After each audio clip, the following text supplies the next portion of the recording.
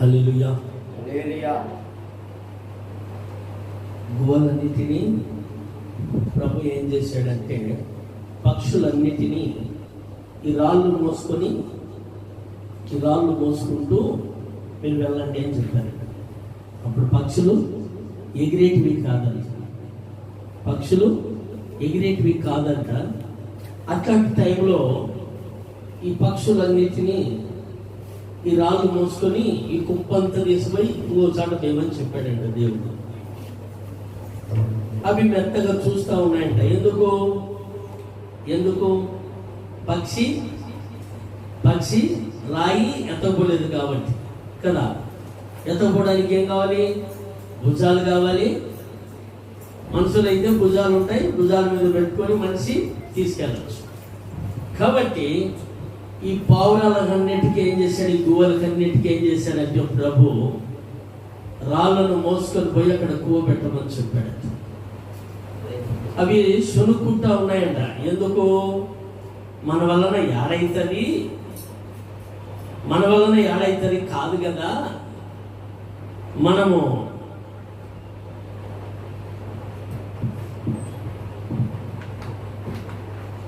గువ్వలం కదా, మనం ఎత్తుకొని ఎలాగ వెళ్ళిపోతాము అనేసి ఉంటే దేవుడు గట్టిగా చెప్పాడంట. చెప్తున్నది మీకే, వెళ్ళి ఈ రాళ్ళ కుప్పంతా తీసుకెళ్ళి అక్కడ పెట్టండి అని చెప్పాడు. అప్పుడు ఏం చేసే, ఈ గువ్వలన్నీ కలుసుకొని కలుసుకొని రాళ్ళని ఎత్తుకొని ఎక్కడ ఎత్తుకుపోతున్నాయి?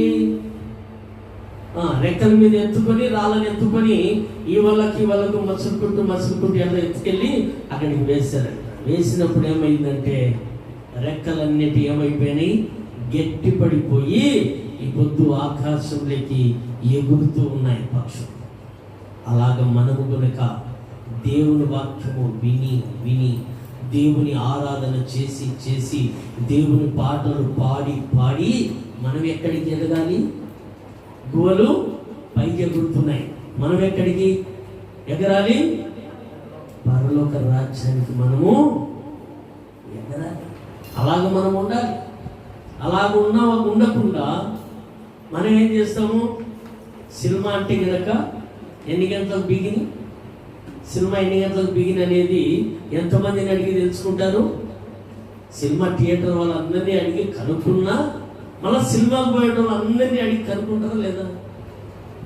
అందరినీ అడిగి కనుక్కొని ఫస్ట్లోనే సినిమా బిగిన్ అయ్యేటప్పటికి ఏమేస్తారు? ఫస్ట్ ఒక పాట స్టార్ట్ చేస్తారు. నేను చిన్నప్పటి నుంచి నాకు ఇక్కడ కుళాయిరెడ్డి సినిమా హాల్ ఉంది, ఆయన పేరే కుళాయిరెడ్డి సినిమా హాల్ అంటారు. ఆ హాల్లో నమో వెంకటేశాన్ని వేస్తారు. స్టార్టింగ్ వేస్తారు. వేసి తర్వాత ఏం చేస్తారు? అక్షరాలు వస్తూ ఉంటాయి. హీరో ఎవరు, హీరోయిన్ ఎవరు, ఇళ్ళని ఎవరు, దానికి దర్శకత్వం ఎవరు, దానికి నిర్మాత ఎవడు అని ఇవన్నీ వస్తూ ఉంటే అవన్నీ మనం ఏం చేస్తామంటే అవన్నీ చూసుకుంటూ బాగా కళ్ళు ఆరపకుండా చూస్తూ ఉంటామా లేదా? దేవుని సన్నిధికి వచ్చాను కల్లా మరి సినిమాకైతే అంత కరెక్ట్గా టైము అందరినీ అడిగైనా, సినిమా థియేటర్ వాళ్ళని అడిగైనా ఈ సినిమా రిలీజ్ అయింది కదా, ఈ సినిమా ఎన్ని గంటలకు బిగిన్ అవుతుందని అడిగి కరెక్ట్గా కనుక్కొని మొట్టమొదటిగా టికెట్లు దొరకకపోయినా ఏం చేస్తారు? దొబ్బుకుంటారు లేదా? గాజులు పగలగొట్టుకుంటూ ఒక పక్క గాజులు పగిలిపోతూ ఉంటాయి, ఒక పక్క టికెట్లు దొరకని పరిస్థితిలో మనకి ఏం చేస్తారు? బ్లాక్ టికెట్లు కొనుక్కొని సినిమా మొదలయ్యేటప్పటికే మనం వెళ్తాం కదా. మరి ప్రార్థనకైతే ఏదో వాక్యం చెప్పేటప్పటికో లేదంటే కనుక అయిపోయినాకైనా ప్రార్థన చేయించుకుని ఎన్నికి రావచ్చిన ఇబ్బంది లేదు అని మన పనుల మీద మనము దేవుని సన్నిధికి ఎవరే కానీ ఆ విధంగా నిరుత్సాహంగా రావద్దు. నేను ఎందుకు చెప్తున్నానంటే, ఒక దేవుని దాసునిగా నేను చెప్తున్నా. నేను చెప్పకపోతే మీకు తెలియకపోతే అది కరెక్టేనేమో అనుకుంటా ఉంటాను. దేవుని ప్రేమను బట్టి దేవుని దాసునిగా నేను చెప్తున్నాను. ఈరోజు ఈ కృప పొందుకోవడానికి కారణము నాలో ఏముందంటే, ఆదివారం అనే లోపలే యోగోత్సాహమున లేచి నేను ప్రార్థన చేసుకొని, స్నానం చేసుకొని, మందిరంలో పరిచర్య చేసి, మళ్ళా ఇంటికి వచ్చి నా కొడుకులను, నా భార్యను అందరూ రెడీ అయి ఉంటారు. నేను రావడము, స్నానం చేసుకొని నేను రెడీ అయి బైక్ తీసే లోపలే నలుగురు ఒకే బైకులో నలుగురము వచ్చి మందిరంలో పాటలు పాడే సమయానికే ముందే, పాస్టర్ గారు ప్రారంభించక ముందే మేము ముందు వరుసలో కూర్చొని నడుచుకుంటూ వచ్చాం.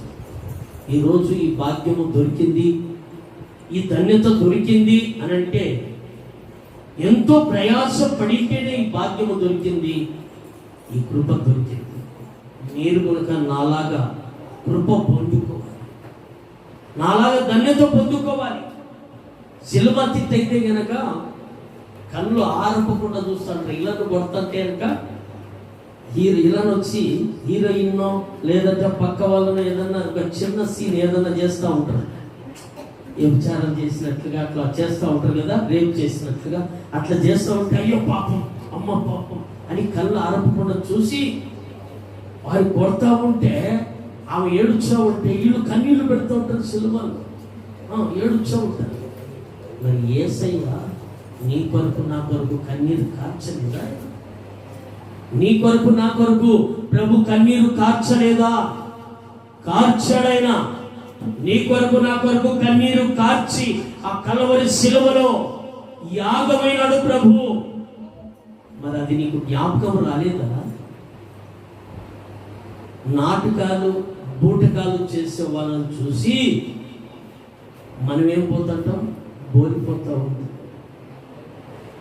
నాటకాలు బూటకాలు చూసి మనం బోలిపోవాల్సిన అవసరం లేదు. మన ప్రభు నిజ రక్షకుడు, మన కొరకు ప్రాణం పెట్టాడు, ఆయన తిరిగి లేచాడు. అది సత్యమని నమ్మిన వారు చప్పట్లు కొట్టు ప్రభువాన్ని మహిమపడతారు. ఈరోజు చప్పట్లు కొట్టడం కాదు, చప్పట్లు కొట్టడం అంటే కారణం ఏంటి? రేపు 9:30 కంటే 9:30కి ఆరాధనకి రావాలని చప్పట్లు కొట్టమన్నా. అంతేనా కాదా? అంతే. మనం ఏకోత్సవన ఆదివారం అనేకల్లా ఎంతో ప్రయాసం, కానీ బాధలే, నిద్ర లేకపోని, ఆహారమే లేకపోని పర్వాలేదు, కానీ ఆదివారము ఆరాధన క్రమముగా సమయానికి వచ్చి మందిరంలో నువ్వు కూర్చొని నువ్వు దేవుని మాటలు విని ఆ ప్రకారంగా నడుచుకో. నీవు నీ కుటుంబము ఎలా వర్ధిల్లుతారో తర్వాత ఏం పాస్టర్ అయిన అడగండి, తర్వాత చెప్తాడు. కాబట్టి మనము దేవుని సన్నిధికి క్రమముగా రావాలి. పక్షులు ఏం చేశాయి? రాళ్ళు కుప్ప ప్రభు చెప్పినట్లుగా మోసి దేవుని కృప పొందుకొని రెక్కలతో పైకి ఎగురుతూ వచ్చాయి. మరి మనిషి దేవుని మాటలు విని ఆ ప్రకారంగా నడుచుకుంటే మనము కనుక పరలోక రాజ్యములో లేదా ఆ నిత్య రాజ్యములో ప్రభుత్వం మనం ఉండి ప్రభును మహిమపరచచ్చు. కాబట్టి మనకేం కనపరాలేదు కాబట్టి పాస్టర్ చెప్తున్నాడు, పాస్టర్ ఎప్పుడే కనపడుతున్నాడు. ఇక్కడ మాత్రము ఆ వాక్యం ఒకటే కనపడతా ఉంది, ఇంకేం లేదులే ఈ పాస్టర్ గురించి చెప్తున్నాడని మనం అనుకోవచ్చు. కాబట్టి నిత్య రాజ్యానికి మనం వెళ్ళాలంటే చాలా క్రమముగా మనం ఉండాలి. కాబట్టి ఇక్కడ మనము లేఖనాల ద్వారాగా మనము ముందుకు నడుద్దాం. మత్తయి సువార్త చూద్దాం. మత్తయి సువార్త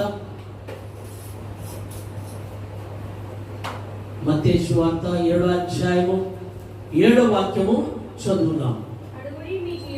అడుగుడి మీకు ఇవ్వబడును, వెతుకుడి మీకు దొరుకును. చాలు. హల్లెలూయా. చిన్న ప్రార్థన చేసుకుందాం, కళ్ళు మూసుకుందాం. మంచి దేవా, యేసు నామములో ప్రార్థిస్తున్నాను. కన్న తండ్రి, నీకు వందనాలు, స్తోత్రాలు చెల్లిస్తున్నాను. చదువుబడిన లేఖనము నీది ప్రభువా. అల్పుడనైన నేను, జ్ఞానము వివేకము తెలివి లేని వాడను. నీ జ్ఞాన సహాయముతో నింపి, నీ ఆత్మాభిషేకముతో నీ మాటలు వివరించుటకు నీ జ్ఞానముతో నింపి సాయం చేసి మనం పొందమని యేసు నామములో ప్రార్థిస్తున్నాం కన్న తండ్రి, ఆమేన్. కూడి వచ్చిన దేవుని బిడ్డలందరికీ నా హృదయపూర్వకమైన వందనాలు. దేవునికి స్తోత్రాలు చెల్లిద్దాం. హల్లెలూయా, హల్లెలూయా. ఇక్కడ చదువుబడిన లేఖనం మనకి ఏమని సెలవిస్తా ఉంది అంటే, అడుగుడి మీకు ఇవ్వబడును, వెతుకుడి మీకు దొరుకును. మనం ఏమి అడగాలి? మనం ఏం అడగాలి? ఆకలి అయ్యేటప్పుడు గోల్డ్ అడగాలనా? ఆకలి అయ్యేటప్పుడు మనం ఏం అడగాలి? ఆహారము అడగాలి. ఆహారం అడిగితే మనము తృప్తిగా భోంచేసి సంతోషపడతాం. కాబట్టి మనమును దేవుడు అంటున్నాడు, అడుగుడి మీకు ఇవ్వబడును, వెతుకుడి మీకు దొరుకును అంటున్నాడు. ఎవరిని మనం అడగాలి? దేవుని అడగాలి. ఏమని అడగాలి? మన కుటుంబానికి ఏం అవసరమో, మన బిడ్డలకు ఏం అవసరమో, మనకు ఏం అవసరమై ఉన్నాయో వాటిని మనము ప్రభును అడగాలి. అడిగి మనము పొందుకోవాలి. ప్రభు అంటున్నాడు, అడుగుడి మీకు ఇవ్వబడును, వెతుకుడి మీకు దొరుకును అంటున్నాడు.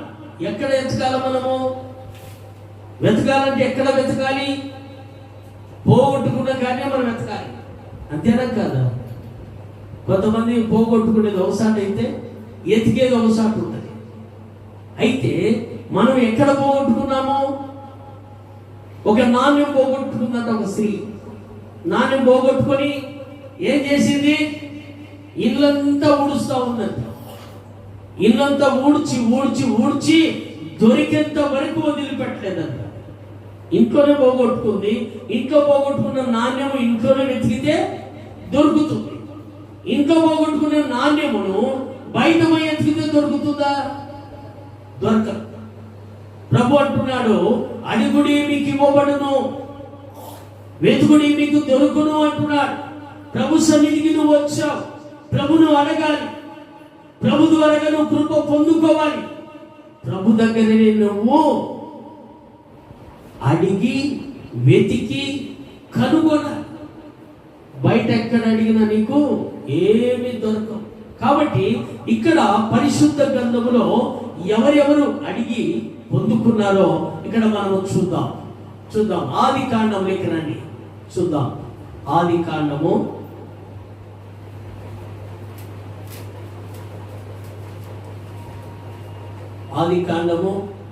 32వ అధ్యాయము చూద్దాం.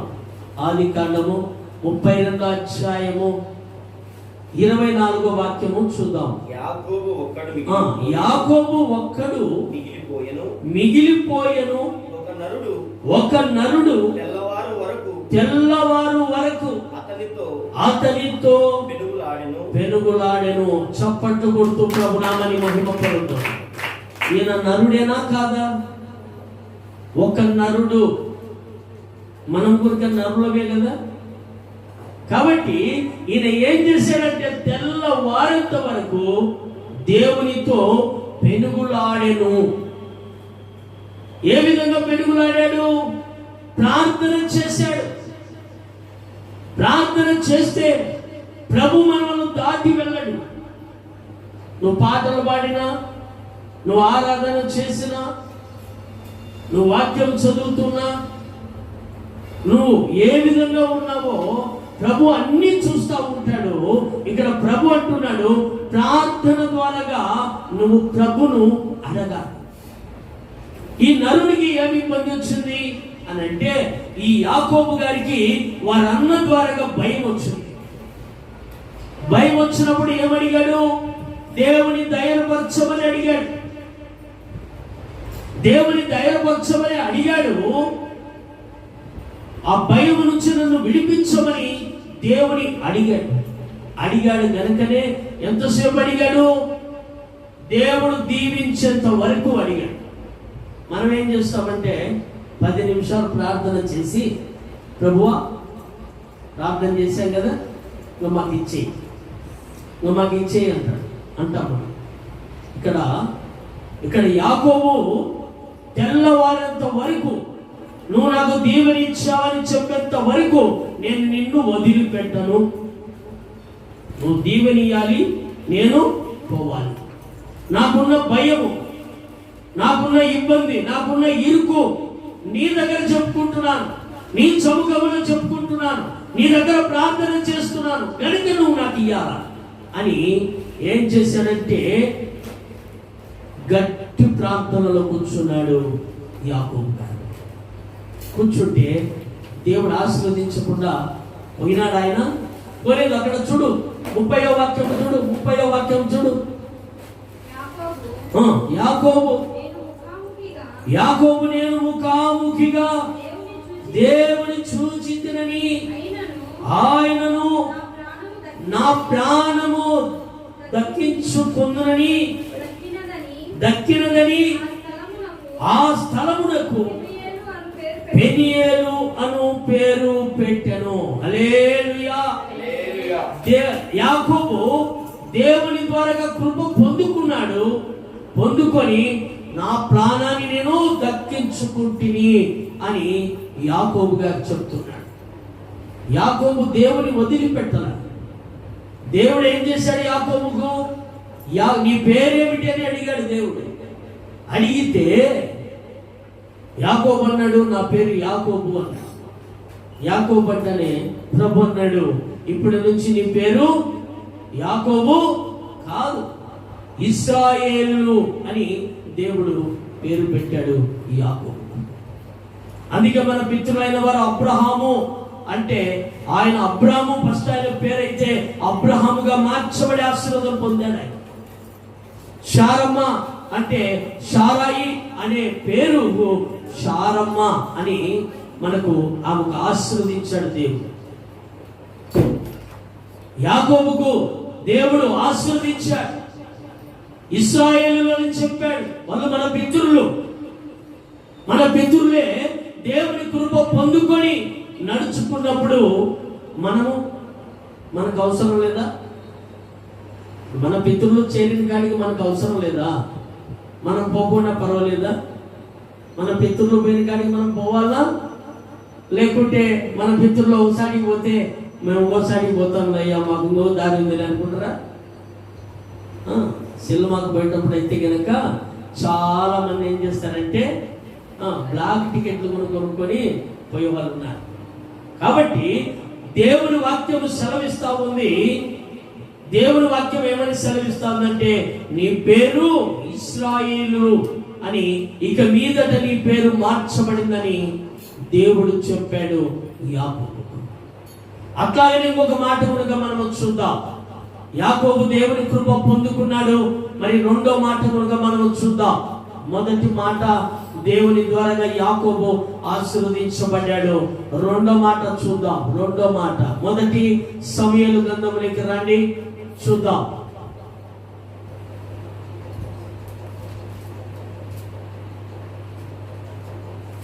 ఇంకా ఎవరెవరు మనం ఆశీర్వదించబడ్డారో ఇక్కడ చూద్దాం. మొదటి సమూయేలు గ్రంథము చూద్దాం. మొదటి సమూయేలు గ్రంథము 1వ అధ్యాయము 10వ వాక్యము చూద్దాం. 10వ వాక్యము చూద్దాం. 1:10 బహు దుఃఖాకాంతురాలై వచ్చి యెహోవా సన్నిధిని ప్రార్థన చేయుచు బహుగా ఏడ్చుచు. చప్పట్లు కొట్టు ప్రభునామాన్ని మహిమపరుద్దాం.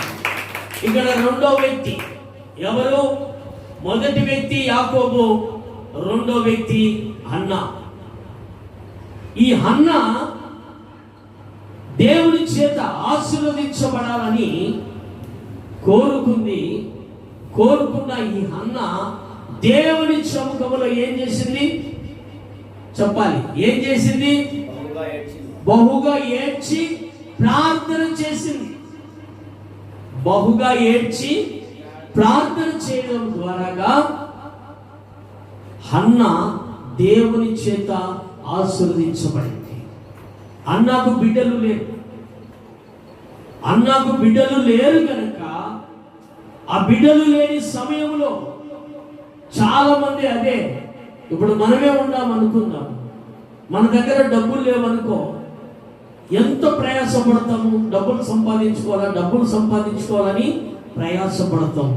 అవసరం వస్తే పనులకు పోతాం, ఉద్యోగం దొరకకపోతే పనికి పోతాం. పనికి పోయి ఏం చేస్తాం? మనం ప్రయాసపడి డబ్బులు సంపాదించుకుంటాం. ఎందుకు? డబ్బులు మనకు అవసరం కనుక, మన బిడ్డలకు అవసరము కనుక. ఇక్కడ ఈ హన్నా దగ్గర ఉన్న నింద తొలగిపోవాలి. నింద తొలగిపోవాలంటే ఏం చేయాలి? ప్రార్థన చేయాలి. ప్రార్థన చేయాలని దేవుడి సముఖంలో ప్రార్థన చేసింది. కన్నీరు కార్చి దుఃఖకాంతురాలై ప్రార్థన చేసింది. ప్రార్థన చేసిన తర్వాత దేవుడు ఏం చేశాడు? అన్న కన్నీరు తుడిచాడు. చూద్దాం 20 వాక్యములోకి రండి.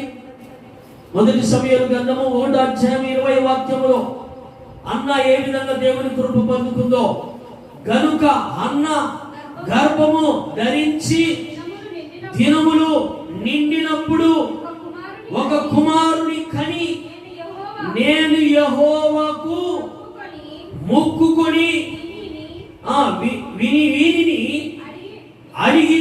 అడిగితిననుకొని వానికి సమూయేలు అను పేరు పెట్టెను. చప్పట్లు కొడుతూ ప్రభునామాన్ని మహిమపరుద్దాం. దేవుని అడిగింది, కన్నీరు కార్చి ప్రార్థన చేసింది, దేవుని ద్వారాగా కృప పొందుకుంది, కుమారుని కనింది. కుమారునికి ఏం పేరు పెట్టింది? సమూయేలు అని పేరు పెట్టింది. ఆయన ఈరోజు గొప్ప ప్రవక్త సమూయేలు. కాబట్టి దేవుని సముఖంలో నువ్వు అడగాలి, దేవుని సముఖంలో నువ్వు కనిపెట్టి అడగాలి, ప్రార్థన చేయాలి. ప్రార్థన చేస్తే దేవుడు నీకు ఇవ్వకుండా ఆగడు. ఇక్కడ యాకోబు దేవుని అడిగాడు, దేవుని ద్వారాగా కృప పొందుకున్నాడు. అన్న దేవుని అడిగింది, దేవుని ద్వారాగా కృప పొందుకుంది. మూడో వ్యక్తి గురించి కనుక మనం చూద్దాం. రాజుల మొదటి గ్రంథము చూద్దాం. రాజుల మొదటి గ్రంథము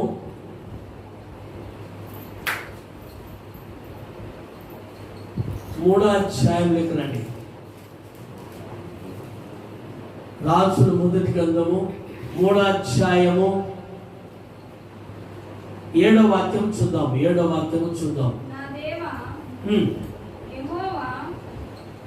3వ అధ్యాయము 7వ వాక్యం. చెప్పుమా, చదువుమా. నా దేవా యెహోవా, నీవు నా తండ్రి అయిన దావీదునకు బదులుగా నీ దాసుడనైన నన్ను రాజుగా నియమించి ఉన్నావు. అయితే నేను బాలుడను, కార్యములు జరుపుటకు నాకు బుద్ధి చాలదు. హల్లెలూయా.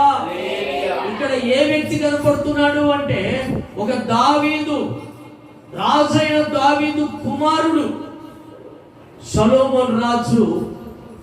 ఆ రాజుకు బదులుగా ఆయన కుమారుడైన సొలొమోనును రాజుగా చేశాడు దేవుడు. చేసిన తర్వాత దేవుని ఏమడుగుతున్నాడు? పరిపాలన చేయడానికి ఏ విధంగా చేయొచ్చు. మందిరానికి వస్తున్న మనము ఏ విధంగా రావచ్చు. అలాగ మనం రాకూడదు. క్రమం ఉండాలి మనలో. వెంటనే మందిరానికి రాగానే మనం నడుచుకుంటూ వచ్చామా, ఆటోలో వచ్చామా చూసుకోవాలి. కాళ్ళకేమన్నా ఉందా, కాళ్ళకేమన్నా అయిందా, మట్టి అయిందా ఏమని చూసుకొని కాళ్ళు మొక్కలు కడుక్కొని లేదా కాళ్ళు కడుక్కొని మందిరంలోకి వచ్చి రాగానే మనం ఏం చేయాలి? మోకరించాలి. ఎవరు ఇటు అటు చూడకూడదు. మోకరించి ప్రార్థన చేసుకోవాలి. ప్రభువా, నీ సన్నిధికి వచ్చాను, ఈరోజు నీ సన్నిధిలో నీ ద్వారాగా నేను కృప పొందుకోవాలయ్యా. నా బిడ్డలు నేను కృప పొందుకోవాలా, నా భర్త నేను కృప పొందుకోవాలని ప్రార్థన చేసుకొని తర్వాత కూర్చొని దేవుని మాటలను క్రమముగా వినాలి. 2 చెవులు ఎక్కడ పెట్టాలి? చికెన్ వండి పెట్టొచ్చాను, పై మీద ఉంది, పిల్లి ఏమో మియా ఉంటుందో ఏమో అని మనసులో ఉన్నప్పుడు అలా ఉంటే దేవుని వాక్యం మనం వినగలమా? వినాలి. కొంతమంది ఉంటారు, నేను ఇంకా కూర చేయలే, పొయ్యి మీదనే పెట్టొచ్చాను, ఒక మంటేసి వచ్చాను, నేను పొయ్యి దాకా ఉంటుందో ఉండదో, ఏ కుక్క బరికేస్తుందో అని ఆలోచన నీకుంటే దేవుని వాక్యమును సరిగా వినలేవు. కాబట్టి ఇక్కడ ఏమంటున్నాడంటే, రాజు అడుగుతున్నాడు, నాకు బుద్ధి చాలదు, నాకు జ్ఞానము లేదు, నీ జనులను పరిపాలన చేయాల్సిన పరిపాలకుడిగా నన్ను ఎన్నుకున్నావు, కానీ అయితే నాకు బుద్ధి చాలదు గనక నాకు బుద్ధి దయచేయమని అడుగుతున్నాడు. ఎవరు? సొలొమోను రాజు. దేవుడు బుద్ధి జ్ఞానం ఇస్తున్నాడు. దేవుడు ఏం చేశాడు? అడిగిన దానిని బట్టి బుద్ధి జ్ఞానము. అక్కడే 3:13 చూద్దాం. 3:13 మరియు నీవు ఐశ్వర్యమైనను ఘనతను ఇమ్మని అడగకపోయినను నేను వాటిని కూడా నీకిచ్చుచున్నాను. అందువలన నీ దినములన్నిటను రాజులలో నీ వంటి వాడొకడైనను ఉండడు. చప్పట్లు కొడుతూ ప్రభునామాన్ని మహిమపడతాడు. రాజు దేవుని అడిగాడు, సొలొమోను రాజు అడిగాడు. దేవుని ఏమడిగాడు? బుద్ధి జ్ఞానమును అడిగాడు. బుద్ధి జ్ఞానమును అడిగితే దేవుడు ఏమన్నాడు? బుద్ధి జ్ఞానముతో పాటు ఐశ్వర్యమునిచ్చాడు. రాజుగా ఉన్నవాడు, ఇప్పుడు పాస్టర్గా నేనే ఉన్నాను అనుకుందా, ఒక మాట ఉదాహరణకు చెప్తున్నా. పాస్టర్గా ఉన్నవాని వైట్ వస్త్రాలు వేసుకొని మీకు అందరికీ వాక్యం చెప్తా ఉంటే ఈయన పాస్టర్ గారు అనుకుంటాను, అంతేనా? కాదు. కలర్ వస్త్రాలు వేసుకొని నేను చెప్తా ఉంటే అది క్రమము కాదు. కాబట్టి రాజుకు ఉండాల్సిన లక్షణాలు సొలొమోనులో దేవుడు చూశాడు గనుకనే దేవుడు ఏం చేశాడు? ఆయనకు రాజుకు తగినట్లుగా సంపద ఇచ్చాడు. సంపద లేకపోతే రాజు భోజనాలు భోంచేయాలంటే వాళ్ళు రాజు భోజనం భోంచేస్తున్నావురా అంటారు చాలా మంది. అంటారా? అన్నారా? చాలా మంది అంటారు కదా. అట్లాగా దేవుడు ఏం చేశాడు? దేవుని అడిగినాడు. సొలొమోను రాజు దేవుని అడిగాడు, నాకు బుద్ధి జ్ఞానం దయచేయమని అడిగితే దేవుడు ఏం చేశాడు? బుద్ధి జ్ఞానంతో పాటు సకల సంపదలు ఇచ్చాడు. అలాగే మనం అడగాలి దేవుని. అక్కడే ఒక చిన్న మిస్టేక్ జరిగిందంట. ఏమైందంటే ఇద్దరు తల్లులు ఒక భార్య ప్రసవించారు. ప్రసవించిన తర్వాత ఏమైందంటే ఇద్దరు వాళ్ళలో ఒక ఆమె ఏం చేసిందంటే, మొండిగా ఉంటారు కదా ఆడవాళ్ళు, కొంతమంది తింటారు నిద్రపోతారు అంటారు కొంతమంది తిని. నేను చాలా మందిని చూశాను. అలాంటి స్త్రీ ఏం చేసిందంటే, ఆ బిడ్డ పుట్టగానే బిడ్డ పక్కలో పని పెట్టుకుంటారు కదా, ఆ బిడ్డ మీద పడిందంట. గురకబెట్టి నిద్రపోయి ఆ బిడ్డ మీద పడితే ఆ బిడ్డ ఉంటుందేగా, చనిపోతుంది. ఆ బిడ్డ ఏమైపోయింది? చనిపోయింది. చనిపోయిన తర్వాత ఏం చేసిందంటే, ఈ చనిపోయిన బిడ్డను తీసుకొని ఆ పక్క మంచంలో ఉన్న ఆ బిడ్డ మీద పెట్టి ఆ పిల్లని తీసుకొచ్చుకొని పక్కన పెట్టుకుందంట. మళ్ళా పిల్లోని మీద పడి చంపింది ఈమెనే. తన కొడుకును చంపుకుంది. ఇంకొక ఆమె కొడుకుని తీసుకొచ్చుకొని పెట్టుకుందంట పక్కన.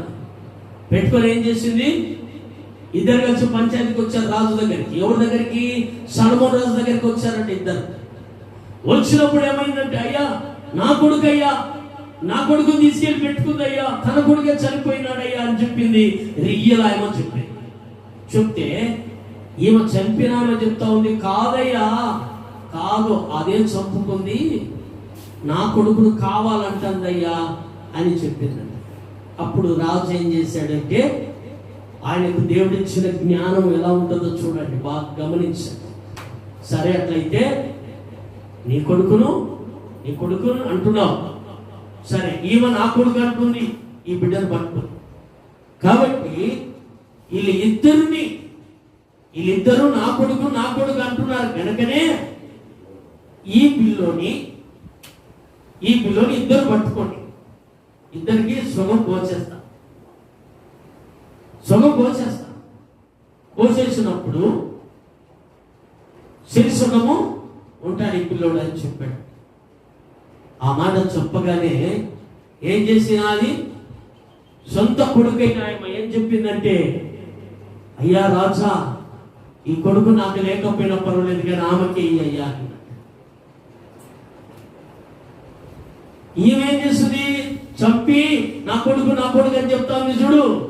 ఆయన ఉంటుంది, కోసేయి, శేషమే తీసుకుంటాం లేదు, కొయ్యి అంటే ఆ పిల్లడు బతుకుతాడా? అంటే తన కొడుకు చనిపోయితే తన కొడుకును చంపుకుంది, తర్వాత ఆమె కొడుకు కనుక బ్రతకకూడదని చంపాలని ఆలోచన కలిగి ఈమె చూపింది అన్నమాట. అప్పుడు రాజు ఏం చేశాడు, ఆమెను పిలిచాడు, ఈమెను పిలిచాడు. సొంత తల్లికి పుట్టిన ఈ కొడుకును తీసి ఆ సొంత తల్లికి ఇచ్చాడు.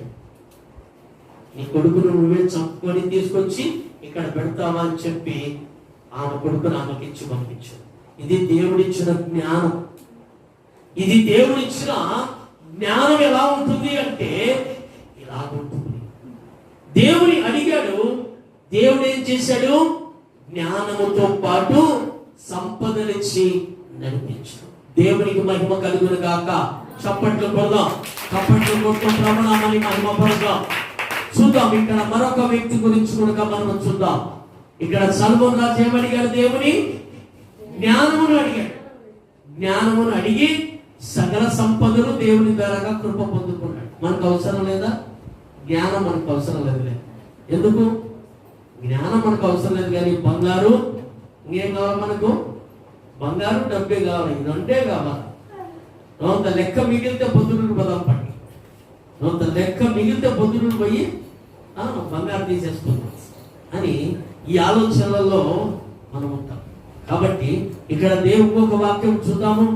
ఎస్తేరు గ్రంథంలోకి రండి, చూద్దాం. ఎస్తేరు గ్రంథము 2వ అధ్యాయము 2, 10, 16, 17 చూద్దాం. 2వ అధ్యాయము 16, 17 చూద్దాం. ఈ ప్రకారము ఎస్తేరు రాజైన అహష్వేరోషు ఏలుబడియందు 7వ సంవత్సరము అందున తెబేతు అను 10వ నెలలో రాజు నగరిలోనికి అతని యొద్దకు పోగా స్త్రీలందరికంటే రాజు ఎస్తేరును ప్రేమించెను.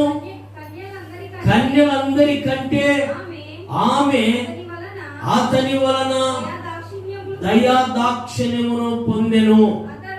అతడు రాజు కిరీటమును ఆమె తల మీద ఉంచి ఆమెను వస్తికి బదులుగా రాణిగా నియమించను. చప్పట్లు కొడుతూ ప్రభునామని మహిమపడుతాం.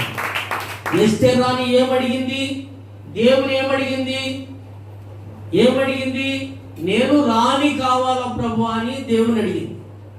మనం కూడా అడుగుతాం కదా, మేము చదువుకుంటున్నాము, 10th క్లాస్ బాగా పాస్ కావాలా ప్రభువా, 10th క్లాస్ అయిపోయినాక ఇంకా పై చదువులు మేము బాగా చదవాలని మనం ప్రభుని అడుగుతూ ఉంటాం. అడిగినప్పుడు దేవుడు ఇయ్యకుండా ఉంటాడా? ఇస్తాడు. ఎప్పుడు ఇస్తాడు?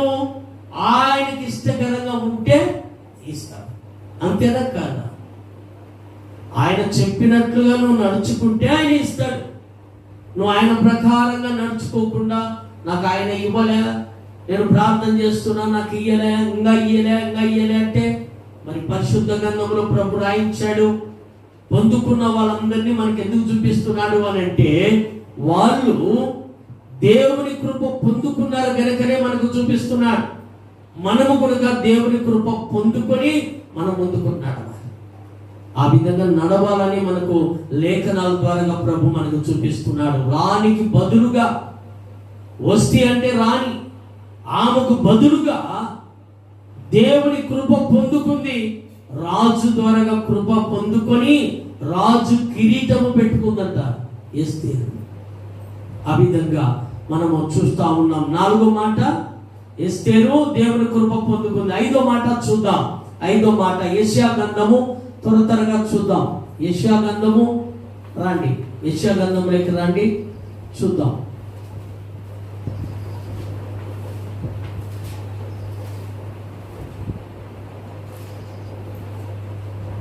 యెషయా గ్రంథము 38వ అధ్యాయము చూద్దాం. 38 యెషయా గ్రంథము 38.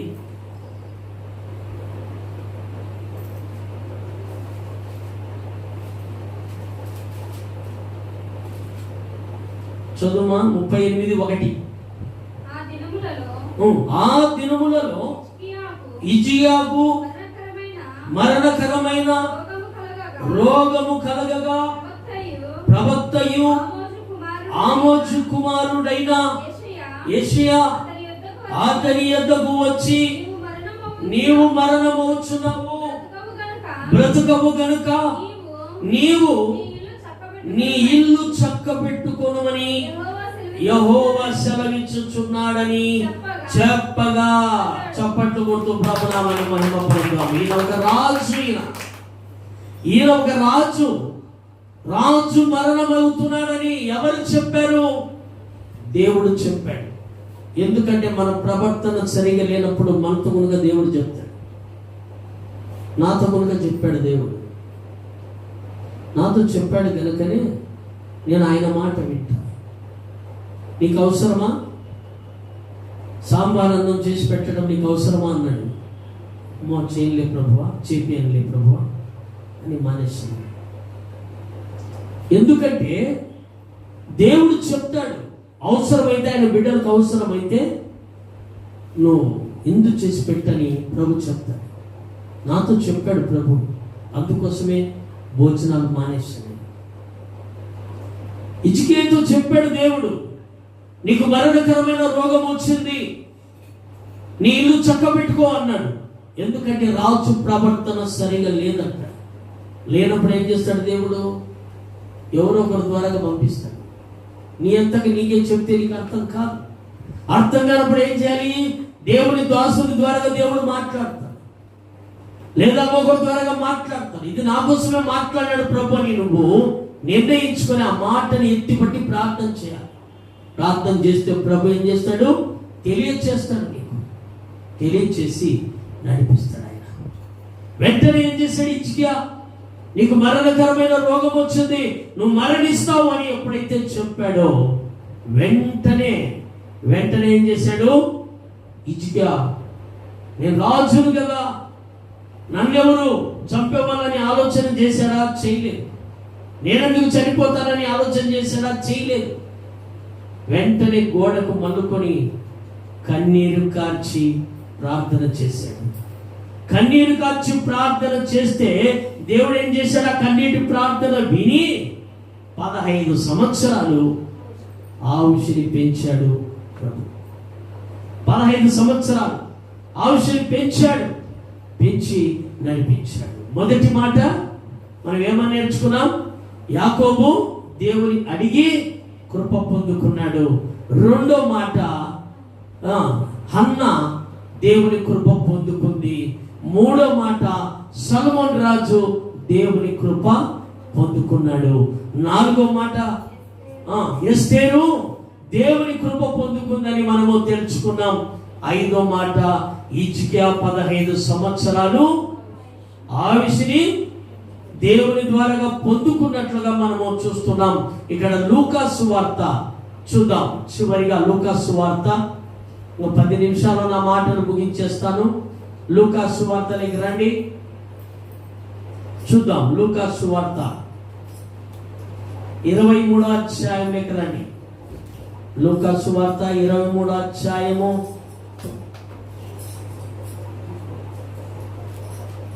23:42 చూద్దాం. 23:42 ఆయనను చూచి యేసు నీవు నీ రాజ్యము లోనికి వచ్చినప్పుడు నన్ను జ్ఞాపకము చేసుకొనుమని కొనమనెను. అందుకు ఆయన వానితో నేడు నీవు నాతో కూడా పరదేశిలో ఉందువని నిశ్చయముగా నీతో చెప్పుచున్నాను నేను. హల్లెలూయా. ఇక్కడ చూడండి, అందరేమో కన్నీరు కార్చి ప్రార్థన చేశారు, దేవుని అడిగారు, అడిగిన దానిని బట్టి పొందుకుంటూ వచ్చారు. ఇక్కడ ఏ వ్యక్తి దొంగ. యేసు ప్రభుతో పాటు ఈ పక్క ఒక దొంగ, ఆ పక్క ఒక దొంగ సిలువ వేశారు. అయితే వాళ్ళు దొంగతనం చేశారు కనుక వాళ్ళకు సిలువ వేశారు. సిలువ వేసి యేసు ప్రభును మధ్యలో సిలువ వేసి ఆయన పెట్టారు. ఆ పక్క ఒక దొంగ, ఈ పక్క ఒక దొంగను పెట్టాడు. మరి దొంగను కూడా ప్రభు ప్రేమించాడా లేదా? దొంగనే ప్రేమించినప్పుడు మనం మంచోళ్ళం కదా. మనం ఏడ మంచోళ్ళమయ్యా అంటామా? మంచోళ్ళమా కాదా? మంచోళ్ళమా కాదా? చెప్పండి, నోరు ఇప్పి చెప్పాలి. మంచోళ్ళమా కాదా? ఎవ్వరము కాదు. దేవుడు ఒక్కడే మంచివాడు. కనుక ఆయన అంటున్నాడు, పరదేశిలో నువ్వు నాతో కూడా ఉందువులే అంటున్నాడు. దొంగ గునక అభయం ఇస్తున్నాడు ప్రభు. మరి మనము గునక ఎందుకు ఆ దొంగకు అభయం ఇచ్చినట్టు ప్రభు చూపించాడు అంటే, దొంగని గునక నేను ప్రేమిస్తలే, భయపడవద్దని.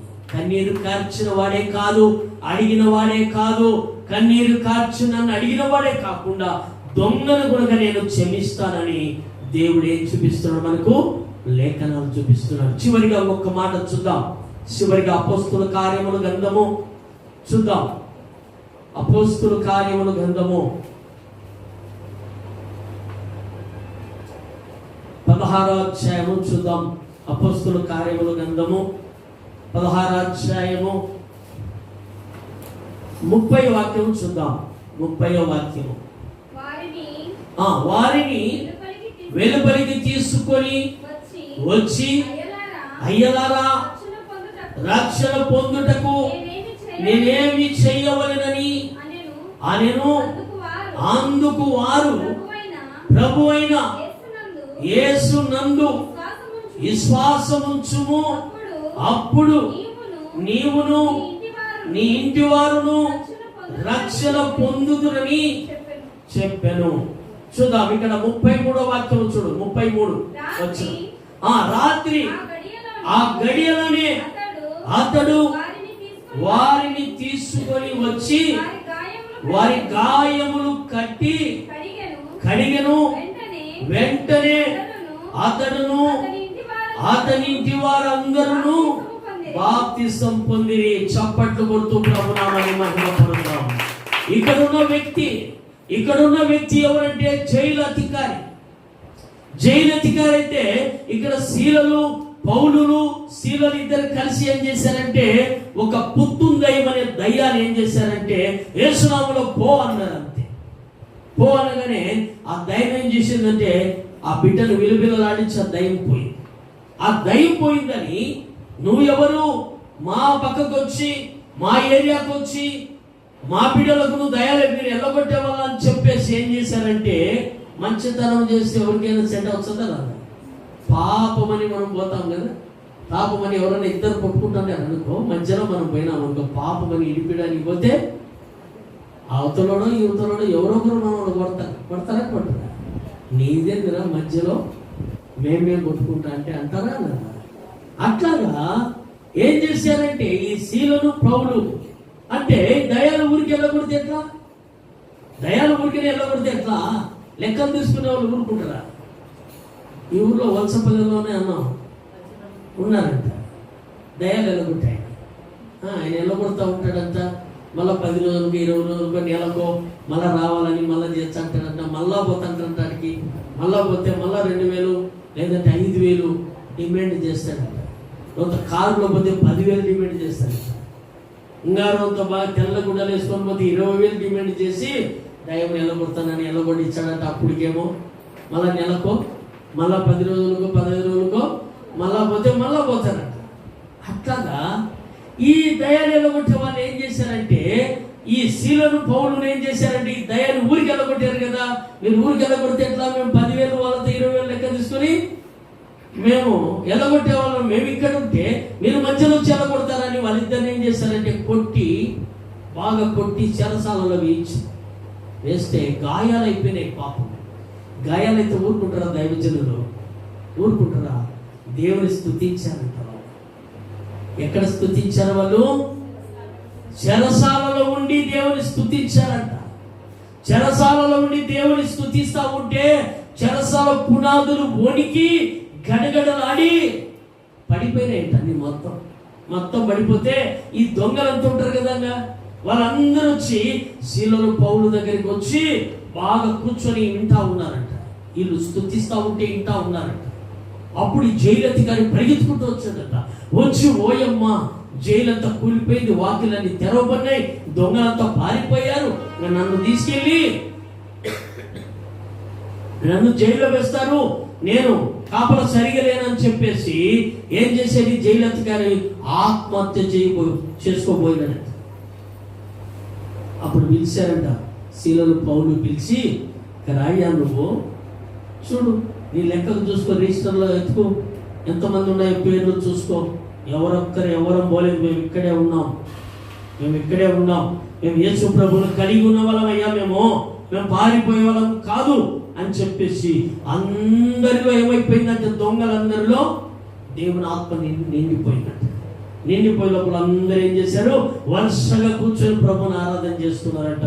జైలధికారి చూసి లెక్కకన్నీ చూసుకొని, అమ్మో నేను కనుక రక్షణ పొందుతా, నేను కనుక బాప్తిసం పొందుతానని తన కుటుంబం అంతా వచ్చి ఏమైపోయింది?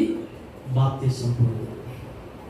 మనం నడిచే నడివేడిక కావచ్చు, మన ప్రవర్తన కావచ్చు, మన మందిరానికి వస్తున్న మనలను చూసి ఆ పక్కవారు ఈ పక్కవారు, మీరు పోయే మందిరానికి మేము రావాలా, మీరు పోయే మందిరానికి మేము వస్తామక్క, మీరు చాలా క్రమముగా ఉన్నారక్క, మీరు చాలా క్రమముగా ఉన్నారన్న, మేము కనుక రావాలని అందరూ ఆలోచన కలిగి రావాలి.